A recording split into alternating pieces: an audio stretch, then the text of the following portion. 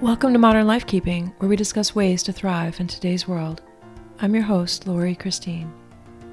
Recently, worry has been showing up in my life. I already did a lot of work around worry after Kira died, and I have much more clarity than I ever did. Worry is a dense, heavy energy that I no longer embrace. I treat it like an unwanted guest, allowing it to leave as quickly as it arrived. How many of us struggle with worry? How many believe that if we love someone, we must show it with worry? Who thinks that worry equals love? Worry basically means that we are stressed about something. We are caught in thoughts of what could happen, what might happen, what should happen. Worry keeps us trapped, ruminating on negative thoughts that sabotage instead of serve us. Worry rarely makes things better. There is a simple antidote to worry, but they don't teach it in school. Instead, we are taught to worry by well-meaning people who are merely projecting their insecurities onto us. As children, we don't know better, and so we learn to worry too. We don't know that other people's worry is a reflection of them, not of us.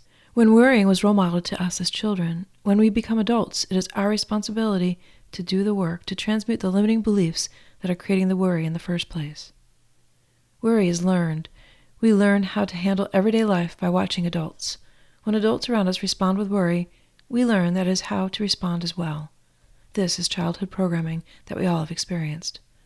As adults, it is up to us to sort through what programming serves us and which programming sabotages us. When we have a belief system that embraces worry as love, it is difficult to see worry as an obstacle on our path. We think it is normal, healthy, useful, and a sign of how much we care. I assure you, it is none of these things. How do so many of us miss the biggest clue of all? The biggest clue that worry sabotages instead of serves us is how it makes us feel. Has worry ever felt good? I grew up with a mother who was chronically worried. Worry debilitated her, and it did nothing to nurture me. This worry abused her body, mangled her mind, and ate at her soul. She said she worried because she cared. She said it wasn't me she didn't trust, it was other people. What do you think parents' worry teaches children? At a minimum, it teaches children not to trust others. It teaches them that they are unsafe. It teaches children that worry equals love. It teaches children not to trust their own judgment. Recently, friends have been expressing worry about me. I have an electric bike, and I can ride to the beach and back. It is 40 miles round trip. It is pure bliss. And yes, I do arrive at the beach asking strangers if I have finally arrived in heaven. The last thing I want is to have people sending me thoughts of worry. But my friends worry about me on my bike. They worry. Their worry feels dark, dense, and heavy. It feels like they are questioning my judgment to ride a bike. When I say that, they say it is not you we are worrying about.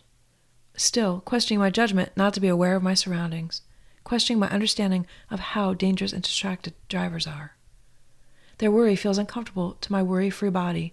When I assert myself and ask them please not to send thoughts of worry my way, they get upset. They defend their worry by calling it love.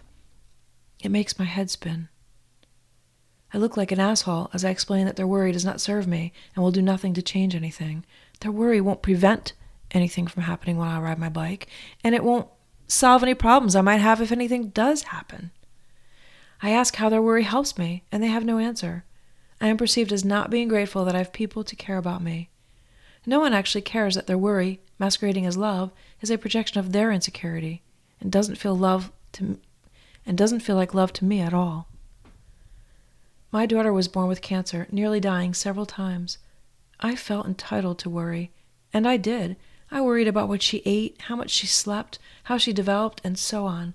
I worried if she would die. Looking back, I can see where this was automatic and subconscious. Worry, worry, worry. My life was filled with it. Even when I wasn't actively worrying about something, it controlled me from deep within, swimming just below the surface of my awareness. None of my worrying prevented her imminent death. Instead, it distracted me from the present moment, making things harder than they needed to be. High blood pressure, teeth grinding, racing heart, all a part of life that was so beyond my control that I had to worry about it all. I even embraced the idea that I was a worrier, as if I could actually be a worrier or that was something to be. This was not a path to happiness. It was a path of heartache, heartbreak, doom, and gloom. Worrying is based in fear, not love. It is based on projections of worst-case scenarios. Again, not love. It is based on our attempt to control that which is out of our control. Just like we are taught to worry, we can teach ourselves not to worry. Worry can be harmful, even toxic. A new term was even coined for parenting that is overprotective: helicopter parenting. Now, if you've been listening to my podcast for a bit, you might have picked up that I can't stand when we label or put people in a box.